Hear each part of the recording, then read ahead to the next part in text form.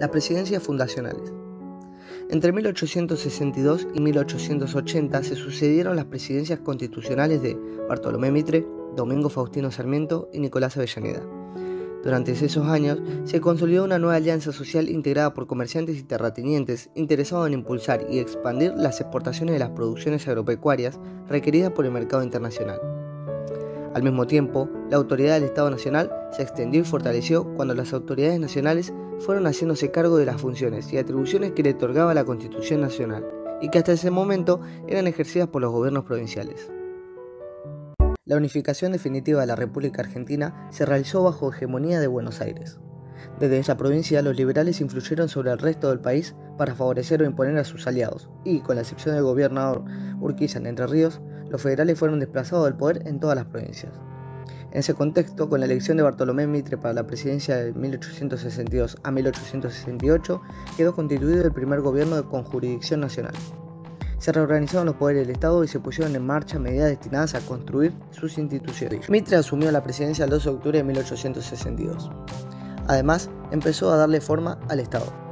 La cuestión de la aduana fue resuelta con una ley de 1863, que favorecía el comercio con Europa y bajaba los impuestos al comercio exterior, y con la reforma constitucional de 1866, que estableció la facultad de la nación de establecer y percibir los derechos a la importación. También empezó a formar el Poder Judicial. Le dio forma y le dio origen a la Corte Suprema de Justicia de la Nación Argentina. En los meses siguientes del año 1863 se organizaron juzgados federales en todas las provincias.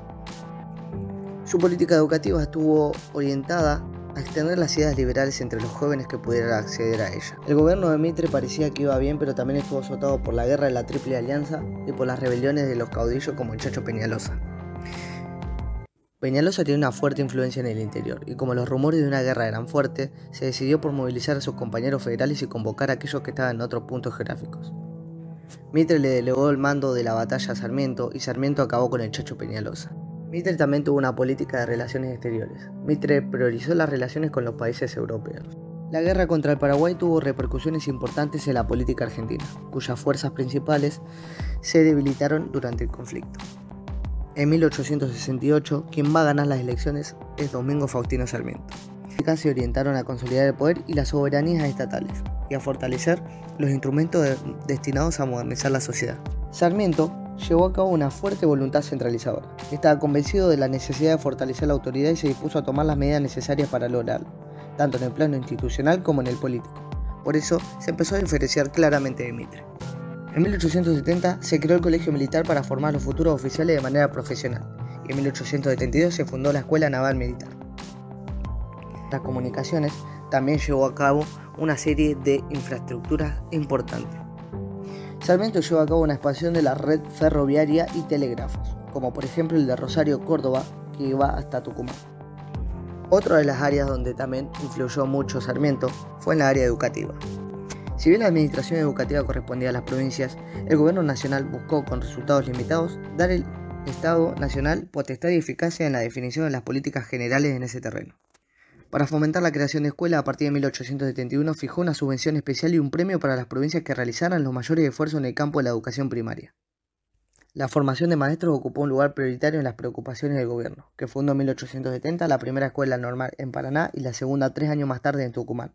El presidente era un admirador de los éxitos que los Estados Unidos habían alcanzado por la materia de la educación. De ahí su aplicación en la materia. Otra de las cosas que quería Sarmiento era la inmigración hacia la Argentina, pero desde los países europeos, principalmente de Francia, Suiza e Inglaterra.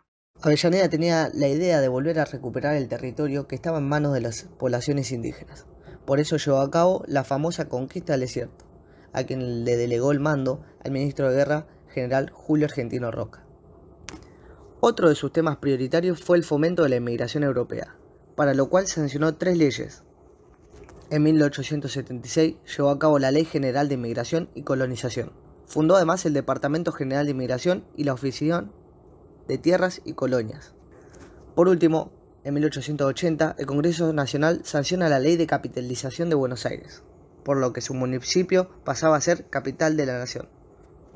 En cuanto a la política económica, no corrió con la misma suerte, sino que tuvo que hacerle frente a ciertos déficits, cerrar momentáneamente nuevas importaciones y bajar el déficit interno.